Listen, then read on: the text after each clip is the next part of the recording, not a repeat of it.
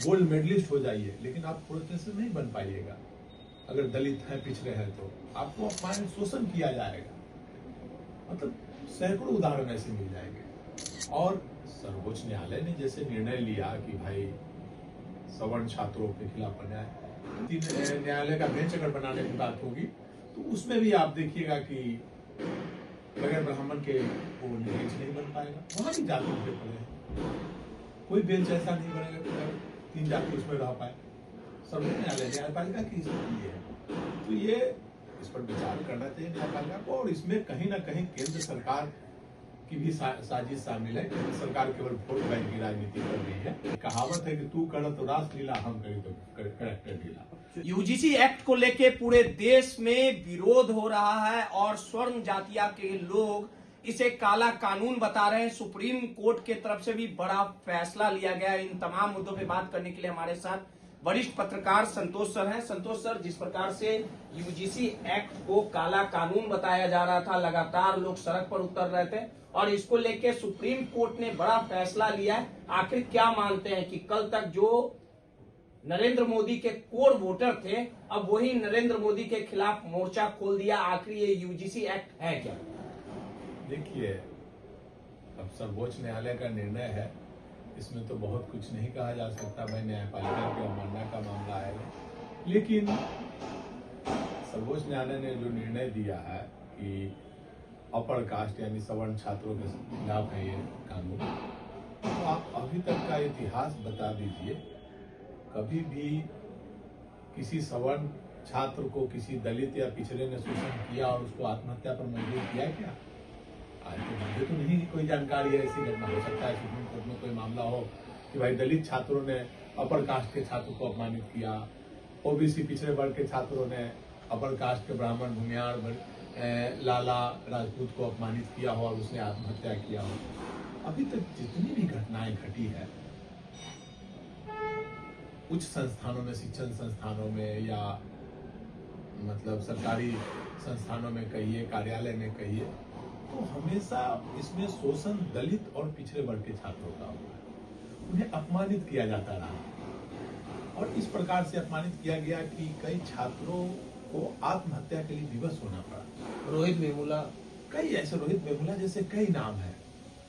आप gold medallist हो जाइए, लेकिन आप प्रोफेसर नहीं बन पाइएगा। अगर दलित हैं, पिछड़े हैं, तो आपको अपमान शोषण किया जाएगा। मतलब सैकड़ों उदाहरण ऐसे मिल जाएंगे।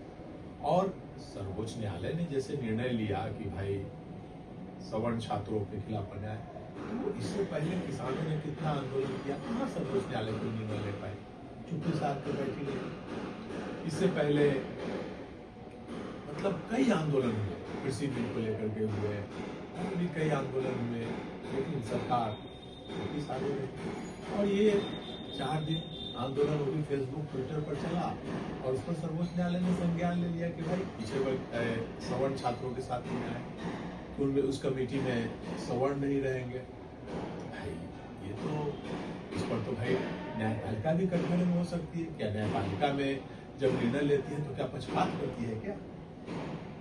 न्यायपालिका निर्णय लेती है तो उसमें पक्षपात करती है क्या? न्यायपालिका में तो जाति विशेष, 2-4 जाति विशेष के लोग भरे पड़े हैं। ये स्थिति है कि अगर 3 जाति का कमेटी बनाने की बात होगी, 3 सदस्य, 3 न्यायालय का बेंच अगर बनाने की बात होगी, तो उसमें भी आप देखिएगा कि बगैर ब्राह्मण के वो बेंच नहीं बन पाएगा। वहां भी जाति उठे पड़े हैं, कोई बेंच ऐसा नहीं बनेगा कि अगर 3 जाति उसमें रह पाए। सर्वोच्च न्यायालय न्यायपालिका की स्थिति है, तो ये इस पर विचार करना चाहिए न्यायपालिका को। और इसमें कहीं ना कहीं केंद्र सरकार की भी साजिश शामिल है। केंद्र सरकार केवल वोट बैंक की राजनीति कर रही है और केंद्र सरकार को नियम लाने से पहले यूजीसी का जो कानून बनाएगा उसमें पर्याप्त समीक्षा होनी चाहिए उसके बाद, ताकि न्यायालय उस पर रोक ना लगा सके। लेकिन आप जान लीजिए, दलित और पिछड़ों को आरक्षण का बात हुआ, 27% जब आरक्षण मिला, तो उस समय भी तुरंत लोग, अपर कास्ट के लोग, जब भी दलित को कोई आरक्षण का लाभ मिलता है या बैकवर्ड को, तो तुरंत अपर कास्ट के लोग न्यायपालिका चले जाते हैं और उस पर रोक लग जाती है। आप जान लीजिए, जब पहले आरक्षण, जब 27% आरक्षण लागू हुआ, फिर लोग न्यायपालिका चले गए दलितों को आरक्षण के मामले में, तो उसमें हुआ कि भाई प्रमोशन में आरक्षण नहीं मिलेगा दलित वर्ग के लोगों को। सर्वोच्च न्यायालय ने रोक लगा दिया। फिर पार्लियामेंट से उसके लिए हुआ, पास किया गया, पार्लियामेंट से सरकार ने नियम बनाया, तब फिर जाके पीछे प्रमोशन में आरक्षण हुआ। फिर उसके बाद लोग सर्वोच्च न्यायालय चले गए कि भाई आरक्षण में प्रमोशन तो मिलेगा लेकिन सीनियरिटी नहीं मिलेगी। फिर उस पर रोक लग गया। बार बार उसके लिए कानून बनाना पड़ता है, संविधान में संशोधन करना पड़ता है। और कुछ गिने चुने लोग जब भी दलित और पिछड़ों को न्याय देने की बात होती है तो न्यायालय चले जाते हैं और न्यायालय से उस पर रोक लग जाती है।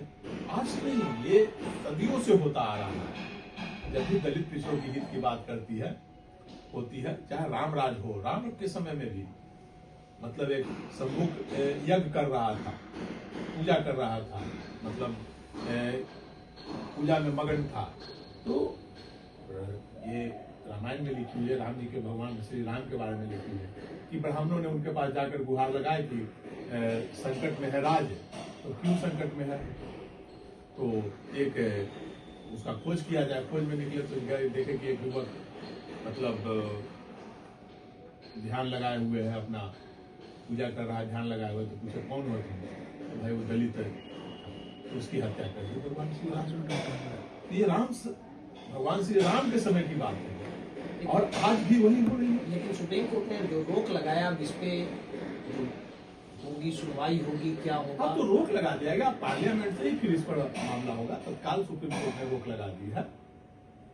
अब इस किसी का सुना ही नहीं गया। अब स्वर्ण जातियों के लोग सड़क पे उतर गए हैं, साफ तौर पे कह रहे थे कि SC/ST हमारे भाई हैं, भाईचारा को समाप्त करना चाहती है प्रधानमंत्री नरेंद्र मोदी, इस तरह का कदम उठाए, हम लोग में किसी तरह की समानता नहीं है, एक गलत मैसेज जाएगा, जो आपसी व्यवहार है उसे खत्म करने को लेके कदम है ये बिल। आज जो भी लोग बोल रहे हैं, आप स्कूल में चले जाइए, दलित बच्चों का अब वीडियो अभी हाल में मैंने देखा है, दलित लड़की है, छोटी है, उसको वहाँ जो मैडम पढ़ाती है उसको चमरौटी कहती है, तुम नीच हो, चमरौटी हो, उसको मार के मुंह तोड़ देंगे, इस तरह से अपमानजनक शब्द अपना। आज आखिर कानून बनाने की नौबत क्यों आई? SC/ST एक्ट क्यों बनाया गया? क्यों आरक्षण दिया गया? आप अत्याचार किए तभी तो आरक्षण दिया गया। आज भी आप जान लीजिए, चाहे कोई भी बड़ा इंटरव्यू हो, जो दलित छात्र है उसको इंटरव्यू, पिछड़ा छात्र है उसको इंटरव्यू में कम ना मार्क्स दिया जाता है। आपने ये पत्रकारिता में आप देख लीजिए ना भाई, जर्नलिज्म में 90% कौन है? क्या पिछले दलितों को घुसने दिया जाता है? वहां 90% सवर्ण समाज के लोग हैं। क्या कोई दलित पिछड़ों को बता दीजिए, कोई भी बड़े बड़े चैनल में, और डेली डिबेट चलाते हैं पिछड़ों दलितों के खिलाफ। है कि आप मेडिकल में ही ले लीजिए ना भाई, मेडिकल एग्जाम में दलित और पिछड़ों को, दलित छात्रों को बोला जाता है कि आरक्षण कोटा से डॉक्टर बन गया, उसका इलाज को कौन कराएगा? तो सच्चाई अलग है। केवल इंट्रेंस एग्जाम में आरक्षण नहीं, उसके बाद तो पढ़ाई तो सब बराबर ही। लेकिन आज जो विरोध कर रहे हैं, तो आखिर भेदभाव, जब सब कुछ समान है तो किस बात का डरना? अगर भेदभाव होता होगा तभी ना ये कानून उनके लिए। अरे भेदभाव क्या, मतलब सैकड़ों लोग आत्महत्या करने को विवश हो रहे हैं शोषण के कारण।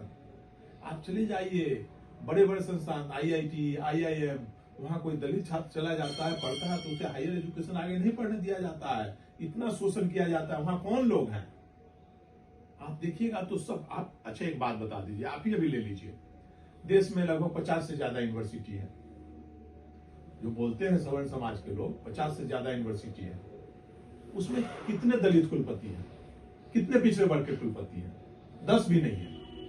अब इस पूरे मामले में सुप्रीम कोर्ट ने जो फैसला लिया है, अब आगे क्या होगा? ना कुछ नहीं है, ठंडे बस्ते में अभी डला जाएगा, बस ऊपर सर्वोच्च न्यायालय का आर लेकर के उसको डाल दिया जाएगा।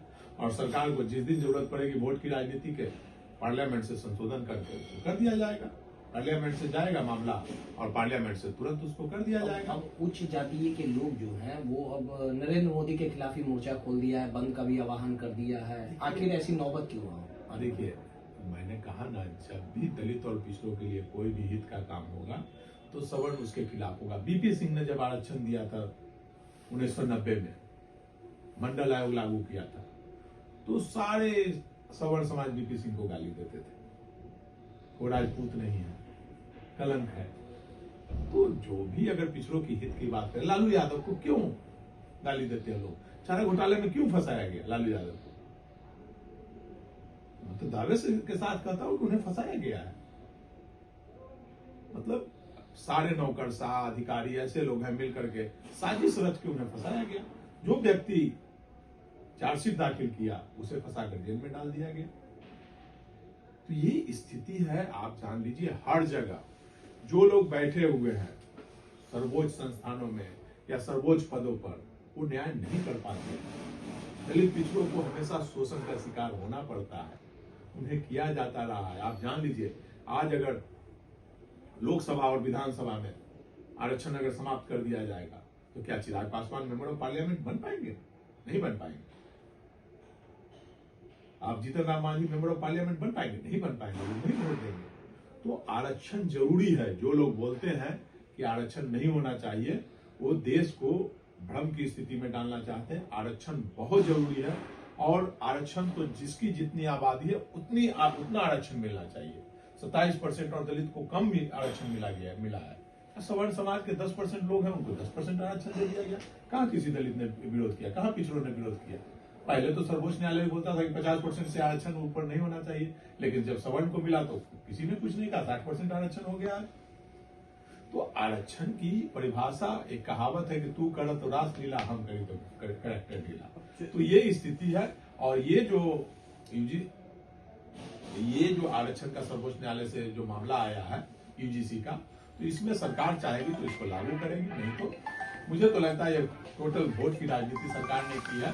पिछड़े समाज को गोलबंद कर अपने पक्ष में करने की राजनीति हुई है, ताकि अपर कास्ट के लोग उन्हें सोशल मीडिया पर गाली दे और बाकी वोट में। चलिए, सीधे तौर पे कहीं ना कहीं जो यूजीसी का मामला है, इसको लेके सुप्रीम कोर्ट ने बड़ा फैसला लिया। अब देखने वाली बात होगी कि आगे की प्रक्रिया क्या होती है। माईपीडीए समाचार के लिए रोहित कुमार की रिपोर्ट।